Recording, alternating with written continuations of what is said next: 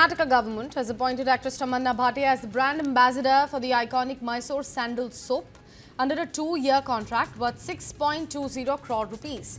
While the decision aims to expand the product's reach beyond Karnataka, it has sparked some major criticism, particularly regarding the choice of a non-Kannada face for a brand so closely tied to the state's long heritage. In response, M.B. Patil, Karnataka's Minister for Commerce and Industries and Infrastructure, defended this move. He emphasized that the decision was in fact strategic and was based on extension consultation with marketing experts. Mysore Sandal Soap, produced by Karnataka Soaps and Detergents Limited, or KSDL, famously known as that, has a deep cultural root in the state. It was first manufactured back in the year of 1916 under the reign of the king of Mysore, Krishna Raja Vadiyar IV, and in fact has since become a symbol of Karnataka's legacy, much celebrated. Now, this decision has sparked a massive row on social media, with Pro-Kannadigas asking questions on choosing a non-Kannadiga face for such an old brand. M.B. Patil did not hold back, has replied to all the queries being diverted to him on social media. He pointed out that the brand's current focus is to aggressively expand into markets beyond the state. He said the pride of Karnataka must also become the pride of the nation. He added that the decision was independently made by the PSU's board with the aim of broader national appeal.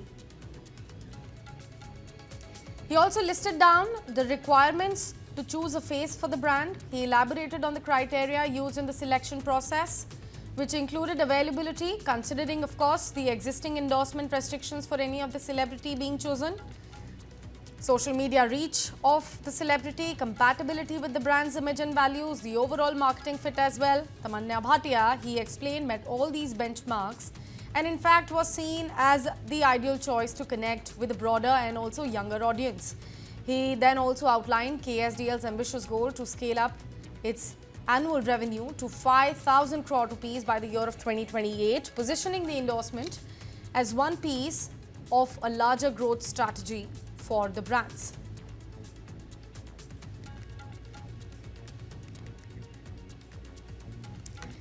Let's take the chat forward, bring in some expert voices here. Founder, Perfect Relations and Image Group, Dilip Cherian is joining us on the broadcast. Sir, thank you so much for speaking to News 9. I really want to have your opening comments about critics arguing a local actress should represent the Karnataka's cultural identity. What would be your take on that?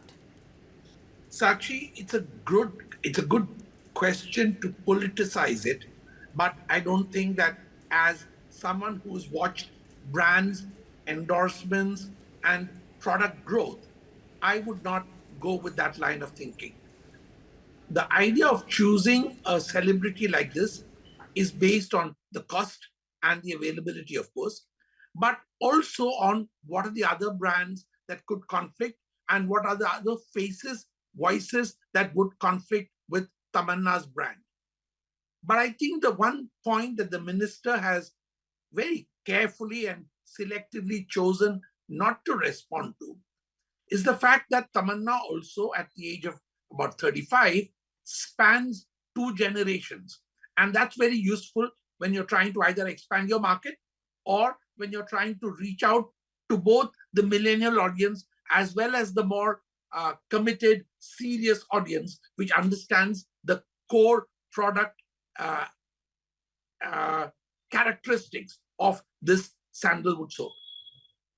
Right. Also, Mr. Cherian, I really want to understand from you, because we have seen with other soaps, we have seen with other brands, their main aim is the marketing of the product, right?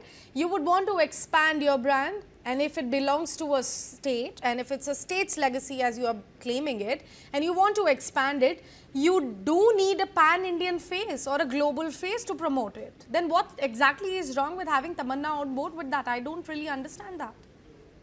Controversy is only generated by the fact that this is a large contract after a long time, that Karnataka Soaps is doing this after a long time. But if it does have intentions of being a 5,000 crore company, it has to look at markets, both national and global. And I think Tamannaah could possibly be part of the entire campaign. Please understand that the soap's quality is its origins and its purity. And I think that is very much currently in play. And I think that the controversy seekers are just making a mountain out of an unnecessary molehill.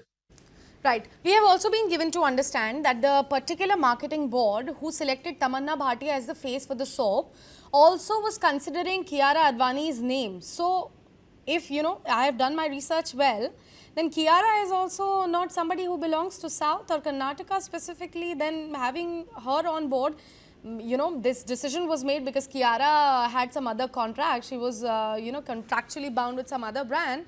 That is why she couldn't join this. But Tamannaah has joined, then I fail to understand that having Kiara is okay, considering her is fine, but then having Tamannaah is wrong. I don't really get it. Your confusion is well placed. And I think that there is no reason to have a furor over necessarily having a Kannadiga face. I think products have to look far beyond the niches in which they are born. And products also have to look like they're looking forward.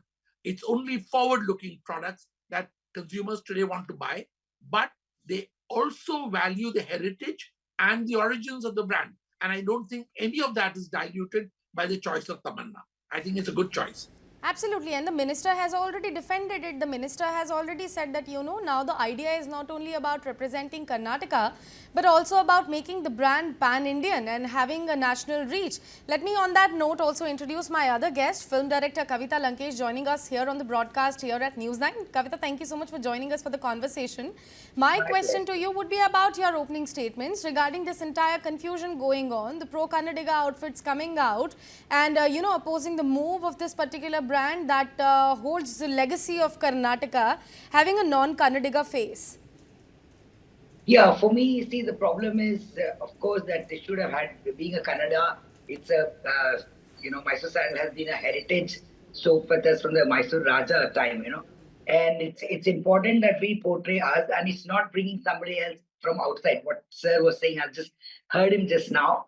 It's not that, why shouldn't our Kannada be a pan-India or a national person to represent the same soap? Why should only a Hindi person be considered, Hindi or Telugu person be considered as a, a pan-India person and not a Kannadiga, when Kannada films have been doing pan-India well, and there are a lot of women and, who can be made popular if they're not popular. Some of them are very popular across the country. So why couldn't we take somebody from there? One, I have nothing personal or anything against Tamannaah. She's beautiful and everything. My second objection was the idea of beauty in India itself should change to a little bit, saying that the fair and what is called a milky beauty or whatever. It should change to somebody who's also dark and dusty, a Dravidian or a South Indian or anybody. That kind of color should be promoted more.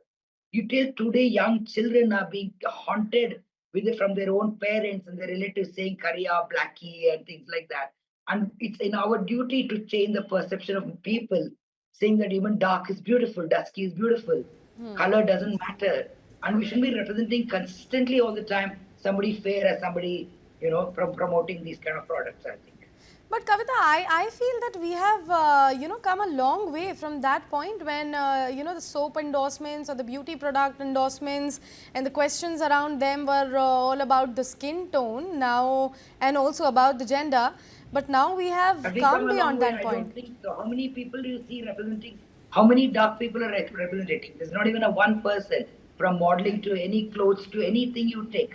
It's usually a fair person, fair colored, light toned skin. How many do you see? I completely disagree with what you're saying. We have not come far at all. Even when we are casting for a film, when we usually cast them for, by and large, I'm not saying me, they cast the darker skin for like a maid servant or a rural person or something like that, a lower middle class family, but we never show them as being rich or beautiful. How many do we show like that? But like I have an example. I can, if I joggle my